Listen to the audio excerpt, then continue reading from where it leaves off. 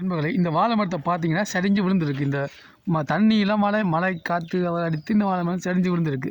இப்போ ஒரு வாழை மரம் ஒன்று சரிஞ்சு விழுந்துச்சுன்னா அதை என்ன செய்யலாம்ன்றதை நாங்கள் பார்க்க போகிறோம். இப்போ இந்த வாழை மரத்தை இப்போ நாங்கள் பார்க்குறோம். இந்த வாழை மரத்தை பார்த்தீங்கன்னா இதோட நுனிப்பகுதியை பார்த்தீங்கன்னா கருத்து போய் கருகி கொண்டு வருது. இது வரைக்கும் கருகிக்கொண்டு வந்திருக்கு. அப்போ நல்லா கருகி வந்திருக்கு. அவன் இந்த பழம் முத்தல் நிலையில் இருக்குது. இந்த பழம் பழுக்கும், வெட்டி வச்சோம்னா பழுக்கும். இந்த மரத்தை பொறுத்த வரைக்கும் நாங்கள் இதை நிமித்தி கட்ட தேவையில்லை. இதை மாதிரி நிமித்தி கட்ட இதை தான் நாங்கள் நிமித்தி கட்ட தேவையில்லை.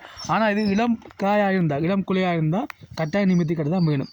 அதே நேரத்தில் இந்த வாழை குழிய போடவில்லை, பொத்தி போடாத வாழை என்றால் இன்னும் செய்யலாம்டா. இப்படி ஒரு இடத்துல இந்த இடத்துல வெட்டி விடலாம். வெட்டி விட்டால் அது திருப்பி அதை முளைச்சி வாழை மரம் வரும். அதாவது குலை போடாத வாழையை வெட்டி விட்டோம்டா அது உதாரணமான இந்த இளம் வாழையை சொல்லுவோம். இந்த வாழையை பார்த்தீங்கன்னா குலை போடவில்லை.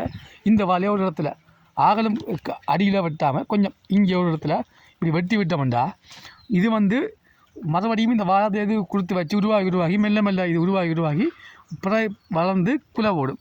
அது பிரச்சனை இல்லை.